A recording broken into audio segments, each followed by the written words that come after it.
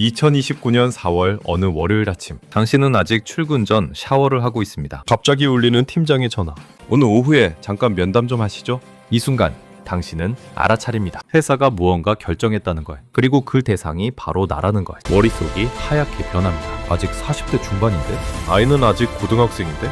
집 대출은 10년이나 남았는데? 그런데 이건 공상이 아닙니다. 2025년 이후 지금 이 순간에도 대한민국 곳곳에서 실제로 벌어지고 있는 일입니다. 당신의 자리도 안전할까요? 당신의 20년 경력이 정말 당신을 지켜줄까요? 아니면 당신도 다음 차례일까요? 안녕하세요. 노른자의 경제 이야기입니다.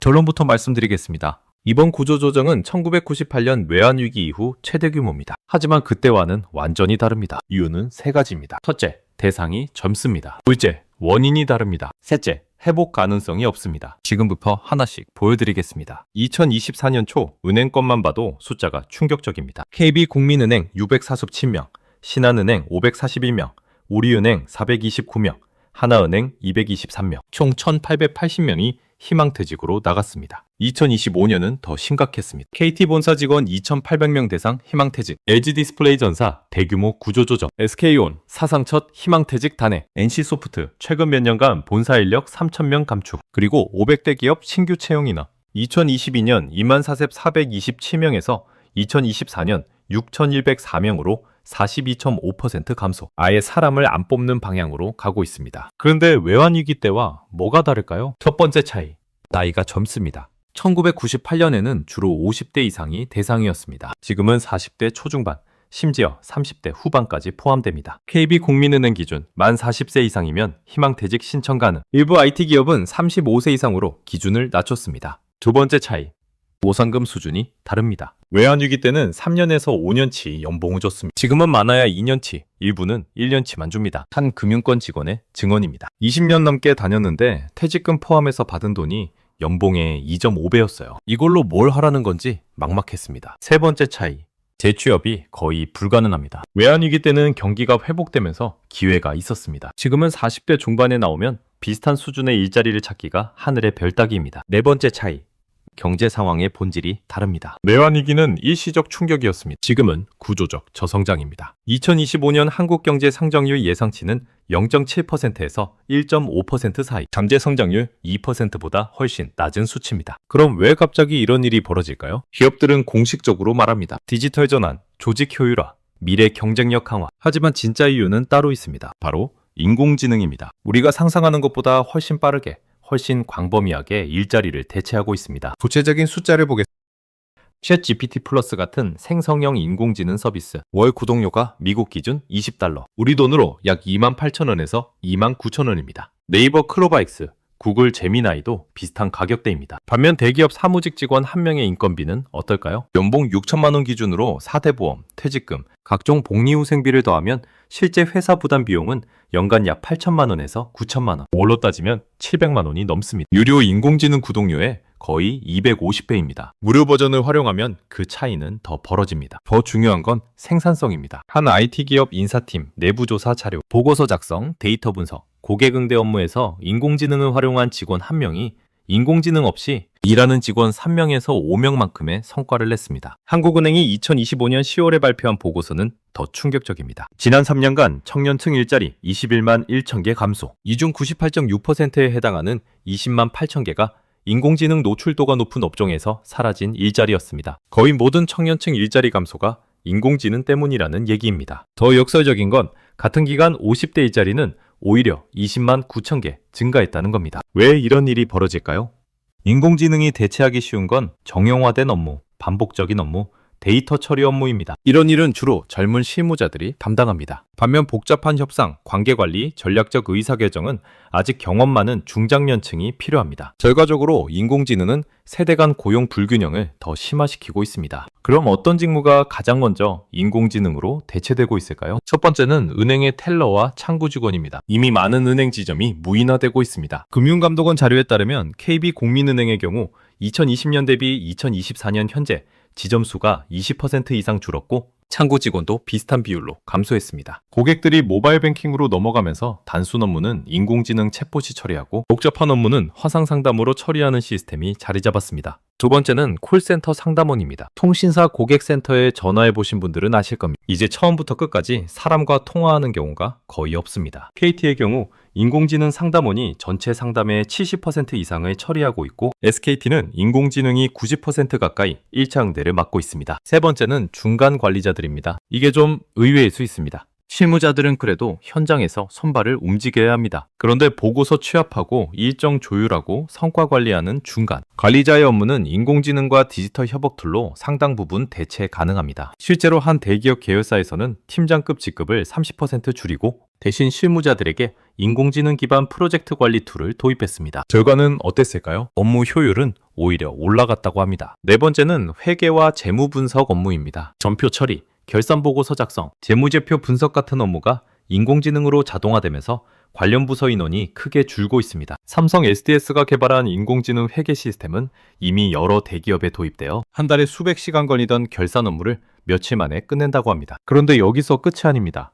2026년 초부터는 더 큰 변화가 옵니다. 바로 피지컬 AI, 즉 휴머노이드 로봇의 상용화입니다. 테슬라의 옵티머스, 중국의 유니트리, 한국의 레인보우 로보틱스 같은 회사들이 사람처럼 움직이는 로봇을 개발하고 있습니다. 이게 실제로 공장이나 물류센터, 건설 현장에 투입되기 시작하면 어떻게 될까요? MIT와 보스턴 대학교 연구팀은 2025년부터 2026년 사이 미국 제조업에서만 200만 개의 일자리가 인공지능 로봇으로 대체될 수 있다고 분석했습니다. 지금까지 우리는 손을 써야 하는 현장 업무는 인공지능이 대체하기 어렵다고 생각했습니다. 하지만 그것도 이제 2년에서 3년 안에 바뀔 수 있습니다. 제조 현장의 송련공, 물류 창고 작업자, 건설 현장 인부, 심지어 요양보호사까지 로봇이 대체할 수 있는 시대가 오고 있습니다. 그럼 어떤 직무가 살아남을까요? 첫째, 창의성이 필요한 일입니다. 단순히 정보를 조합하는 게 아니라 완전히 새로운 컨셉을 만들어내거나 예술적 감각이 필요한 업무는 아직 인공지능이 따라오기 어렵습니다. 둘째, 복잡한 대인관계나 협상이 필요한 일입니다. B2B 영업이나 전략적 파트너십 구축 같은 업무는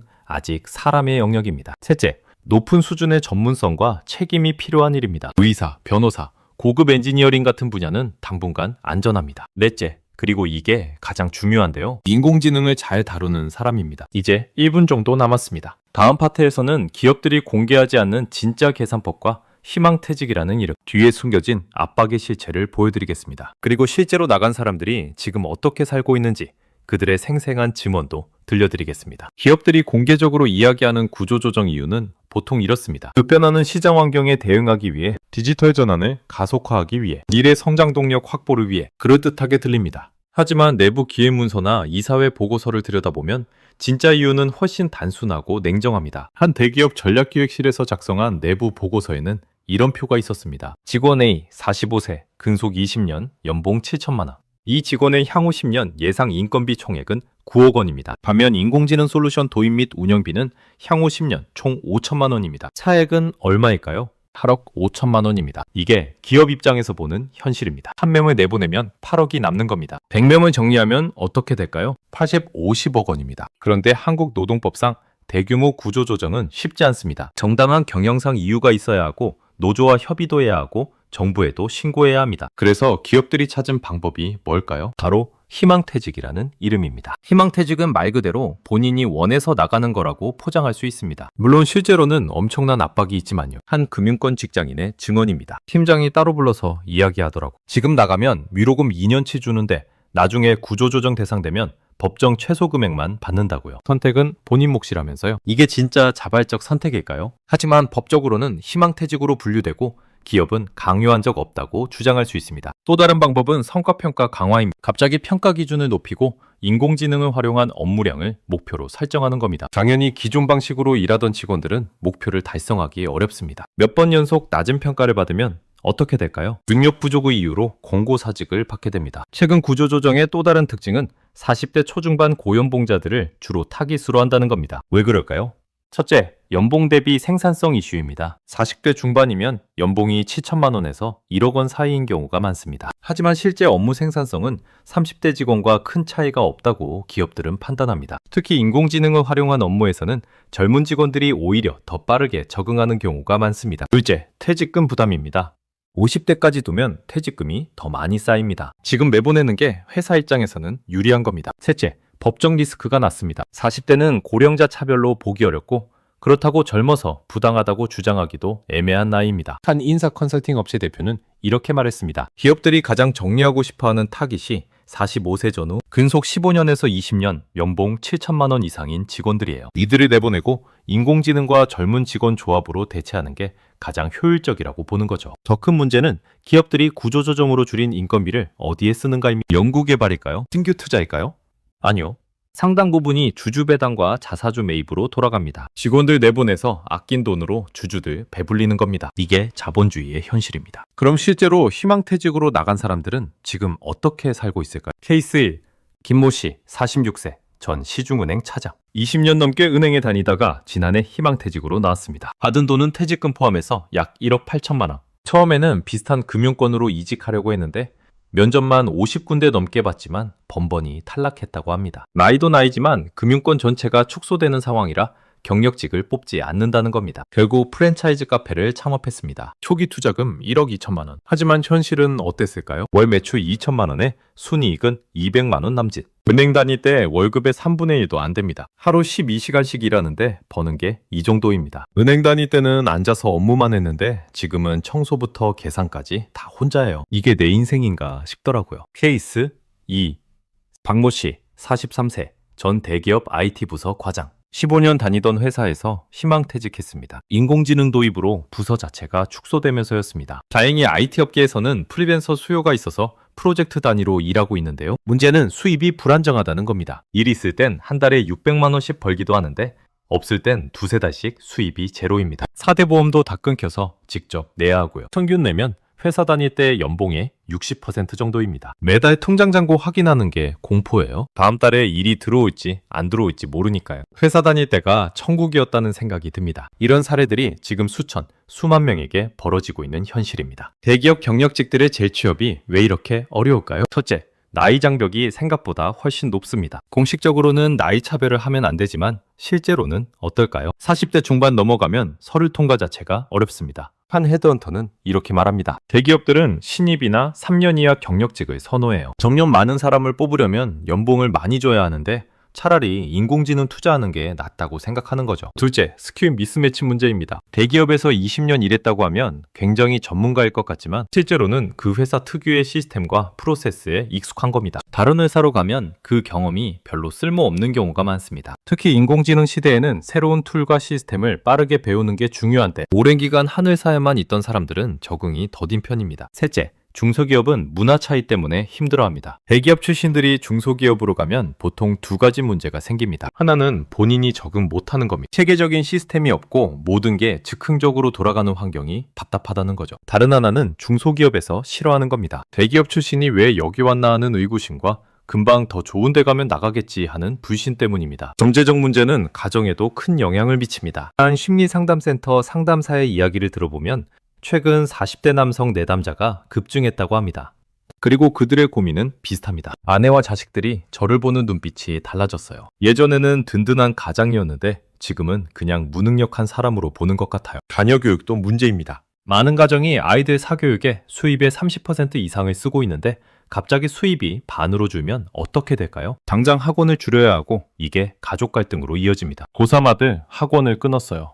아이가 울면서 아빠가 대기업 다닐 땐 돈 많다고 자랑하더니 이제는 이거냐고 소리치더라고요. 가슴이 무너지는 것 같아서요.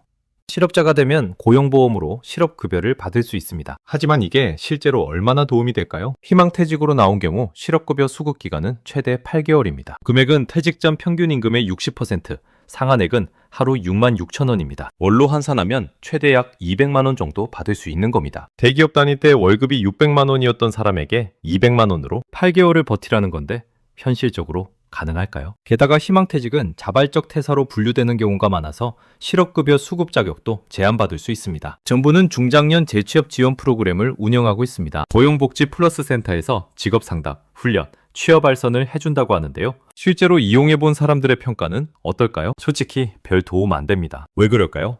첫째, 매칭되는 일자리의 질이 낮습니다. 대부분 중소기업의 영업직이나 생산직, 경비직 같은 자리입니다. 대기업 사무직으로 20년 일한 사람에게 공장 생산직을 소개하면 그게 현실적일까요? 둘째, 교육 프로그램이 시대에 뒤떨어져 있습니다. 인공지능 시대에 맞는 재교육이 필요한데 막상 제공되는 교육은 엑셀 기초, 워드 활용 같은 겁니다. 한 프로그램 참가자는 이렇게 말했습니다. GPT 활용법이나 인공지능 협업 툴 같은 걸 배워야 하는데 전국 프로그램은 10년 전 커리큘럼 그대로더라고요. 그럼 기업들은 어떤 책임을 지고 있을까요? 솔직히 말하면 거의 없습니다. 법적으로는 희망퇴직 위로금만 주면 끝입니다. 재취업 지원 프로그램을 운영하는 기업들도 있지만 대부분 형식적입니다. 어떤 대기업은 희망퇴직자들에게 아웃플레이스먼트 서비스를 제공한다고 했는데 내용이 뭐냐면요. 이력서 작성법 특강 2시간, 면접 스킬 교육 3시간. 이게 전부더라고요. 20년, 30년 일한 직원을 내보내면서 고작 5시간짜리 교육으로 책임을 다했다고 할 수 있을까요? 전문가들 사이에서는 디지털세나 로봇세를 도입해서 인공지능으로 이익을 보는 기업들에게 과세하고 이를 재원으로 보편적 기본소득을 지급하자는 논의가 나오고 있습니다. 실제로 스페인, 프랑스 등 일부 유럽 국가들은 이런 방향으로 정책을 검토하고 있습니다. 한국도 장기적으로는 이런 방향의 정책 전환이 필요할 수 있습니다. 하지만 현실은 어떨까요? 기업들은 더 많은 이익을 위해 더 많은 사람을 내보낼 준비를 하고 있고 정부는 10년 전 방식으로 대응하고 있고 당신과 나는 언제 내 차례가 올지 모르는 불안 속에 살고 있습니다. 이제 마지막 파트입니다. 그럼 이런 현실 속에서 우리는 어떻게 살아남아야 할까요? 구체적인 생존 전략과 지금 당장 할 수 있는 선택지를 보여드리겠습니다. 다음 이라고 입력해 주시면 마지막 파트를 보여드리겠습니다. 그럼 이런 현실 속에서 우리는 어떻게 살아남아야 할까요? 핵심 전략 3가지를 말씀드리겠습니다. 첫째, 인공지능을 적극적으로 활용하세요. 이건 선택이 아니라 필수입니다. 챗GPT, 클로바엑스, 제미나이 같은 인공지능 툴을 업무에 활용해서 생산성을 2배 이상 높일 수 있어야 합니다. 그래야 인공지능으로 대체되는 게 아니라 인공지능을 활용하는 사람으로 살아남을 수 있습니다. 프롬프트 엔지니어링, 인공지능 협업, 결과물 검증 같은 기본 스킬은 지금 당장 익혀야 합니다. 2026년 초부터는 휴머노이드 로봇까지 상용화되니 현장 업무 종사자라면 로봇 운영 기술도 미리 준비해야 합니다. 한 대기업 인사팀장의 말입니다. 앞으로 채용 기준은 단순합니다. 인공지능을 활용해서 혼자 3명 몫을 할 수 있는 사람, 그런 사람만 뽑을 겁니다.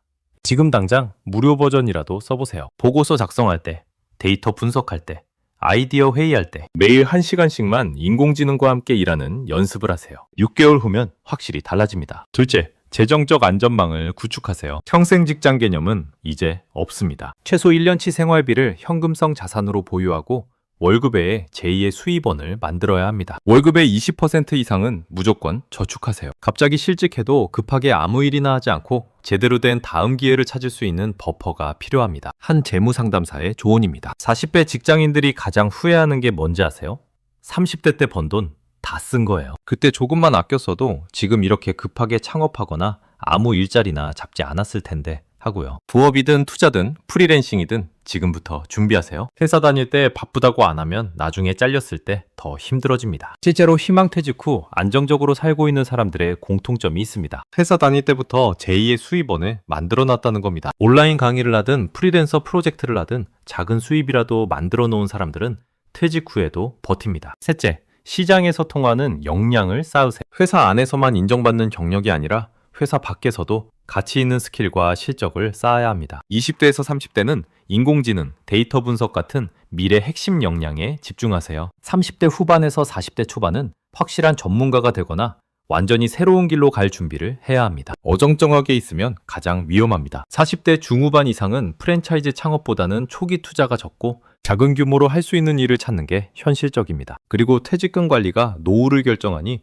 자산 관리에 신경 써야 합니다. 한 커리어 코치는 이렇게 말합니다. 회사 이름이 아니라 내 이름으로 일할 수 있는 능력을 만드세요. 레인택을 때도 사람들이 나를 찾는 그런 사람이 되어야 합니다. 구체적으로 어떻게 해야 할까요? 지금 하는 일을 블로그나 유튜브에 기록하세요. 작은 프로젝트라도 포트폴리오로 만드세요. 업계 사람들과 네트워크를 만드세요. 회사 밖에서도 내 이름이 알려지게 하세요. 그게 진짜 병력입니다. 하지만 개인의 노력만으로는 한계가 있습니다. 사회 전체의 시스템이 바뀌어야 합니다. 노동법을 개정해서 희망퇴직이라는 이름의 변칙해고를 막고 인공지능 시대에 맞는 실질적인 재교육 시스템을 만들어야 합니다. 실업급여 기간과 금액도 현실화해야 하고요. 장기적으로는 인공지능으로 이익을 보는 기업들에게 디지털세나 로봇세를 부과해서 이를 재원으로 일자리를 잃은 사람들에게 기본소득을 지급하는 방안도 검토해야 합니다. 스페인, 프랑스 등 유럽 국가들이 이미 이런 방향으로 가고 있습니다. 한국도 장기적으로는 이런 방향의 정책 전환이 필요할 수 있습니다. 기업은 단기 이익만이 아니라 사회적 책임도 생각해야 하고 정부는 급변하는 노동 환경에 맞는 새로운 정책을 만들어야 합니다. 그리고 우리는 목소리를 내야 합니다. 이게 그냥 나와 상관없는 남의 이야기가 아니라는 걸 알아야 합니다. 오늘 우리는 지금 대한민국 대기업에서 벌어지고 있는 충격적인 현실을 2025년 최신 데이터를 기반으로 살펴봤습니다. 핵심을 정리하겠습니다. 대기업 정규직 감소 규모는 1998년 외환위기 이후 수준. 하지만 이번에는 본질이 다릅니다. 원인은 인공지능입니다. 월 3만 원 정도의 인공지능이 월 700만 원짜리 직원을 대체하고 있습니다. 한국은행 데이터를 보면 지난 3년간 청년층 일자리 감소의 98.6%가 인공지능 때문이었습니다. 40대 중반, 아직 한창 일할 나이인데 이들은 재취업도 어렵고 창업도 쉽지 않은 막막한 현실에 내몰리고 있습니다. KT 2,800명, LG디스플레이, SK온, NC소프트 2025년에도 구조조정은 계속되고 있고 500대 기업의 신규 채용은 42.5%나 감소했습니다. 더 큰 변화는 2026년 초부터입니다. 휴머노이드 로봇의 상용화로 지금까지 안전하다고 생각했던 현장 업무까지 위협받을 수 있습니다. 정부와 사회의 안전망은 턱없이 부족하고 기업들은 오직 효율과 이익만을 추구하며 수십 년 일한 직원들을 쉽게 내보내고 있습니다. 그 과정에서 희망퇴직이라는 이름으로 포장된 압박이 있고